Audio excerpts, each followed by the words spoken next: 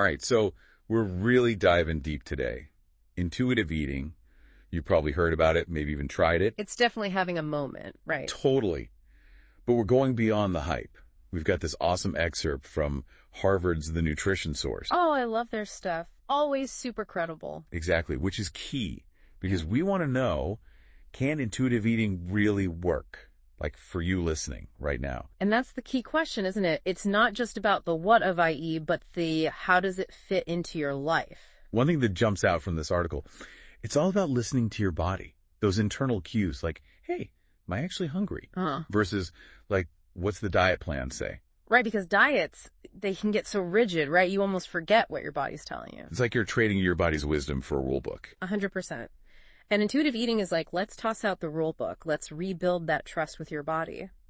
And speaking of trusting your body, this article dives into something super relatable. Physical versus emotional hunger. I mean, haven't we all been there? Like it's 10 p.m., you're not actually hungry, but suddenly the cookie cravings hit. Oh, tell me about it. Emotional eating, it's a real thing. And it's not always easy to tell the difference, right? Especially if you've spent years restricting certain foods or trying to ignore your body's signal. Oh, for sure. It's like we've been conditioned to not trust our cravings. Yeah. But this article, it actually gives some clues, like actual physical hunger. They say it can show up as fatigue, even headaches. It makes sense when you think about it. Your body's like, hey, I need fuel here. But we often misinterpret those signals. Totally.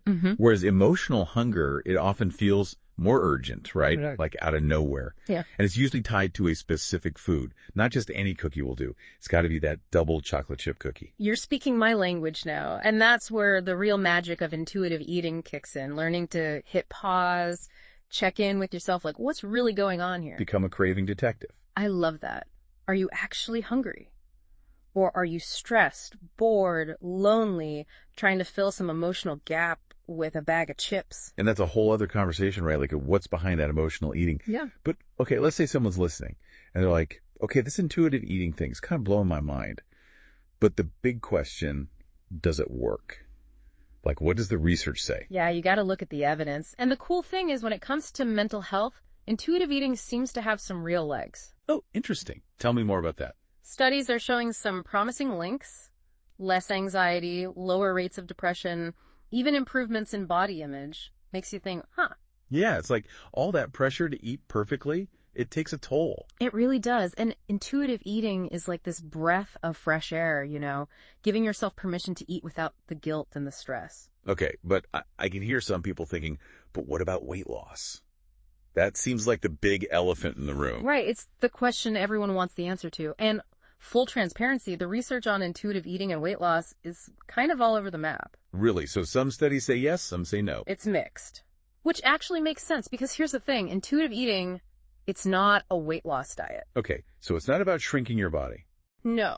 At its core, it's about healing your relationship with food. And that might mean you lose weight, it might not.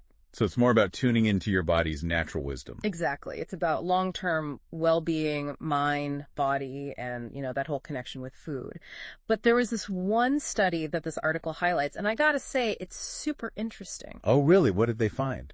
So they compared a traditional weight loss group, it was calorie counting, the whole deal, to a group doing weight-neutral intuitive eating. Okay, so two totally different approaches. Right.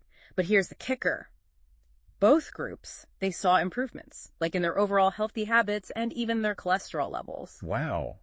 That kind of challenges the idea that weight loss is the only path to better health. It's definitely food for thought, no pun intended. But let's get real for a second. This article, it also mentions a big fear people have with intuitive eating. The whole, what if I just gain a ton of weight? Oh yeah, that fear is legit, especially if you've spent years restricting or, feeling out of control around certain foods. It's like you're so used to those external rules, letting go feels terrifying. Totally. And honestly, that's where working with a trained professional, like an intuitive eating dietitian, can be a game changer. They can help you navigate those fears, right? Unpack where they're coming from. Because it's not just about the food, is it?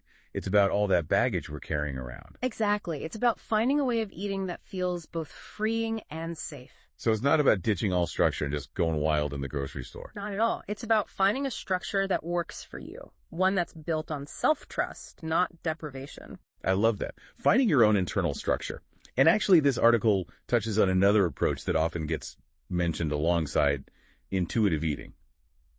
Mindful eating. What's the difference? They seem similar, but... Right, they do. They do. So, mindful eating, think of it like being fully present while you eat. Okay, so savoring your food, really paying attention. Exactly. Noticing the flavors, the textures, appreciating where your food came from. It's about that moment-to-moment awareness. Like really tuning into the sensory experience of eating. 100%. So how does intuitive eating fit into that? It actually often includes mindfulness, but it goes beyond that. Okay, so it's like mindfulness is one piece of the puzzle. Exactly. Think of mindful eating like zooming in on the individual eating experience. But intuitive eating, that's zooming out, looking at the bigger picture, your overall relationship with food and your body.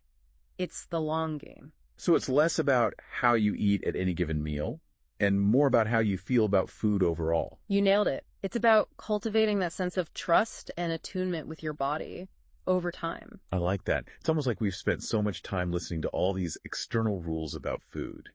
And intuitive eating is about rediscovering your own internal wisdom. You just said it perfectly. It's like we're born with this incredible intuitive capacity to eat, but somewhere along the way, we start to doubt it. We kind of get brainwashed by all those messages, don't we? Like, don't trust your hunger, trust this diet plan. It's everywhere, right?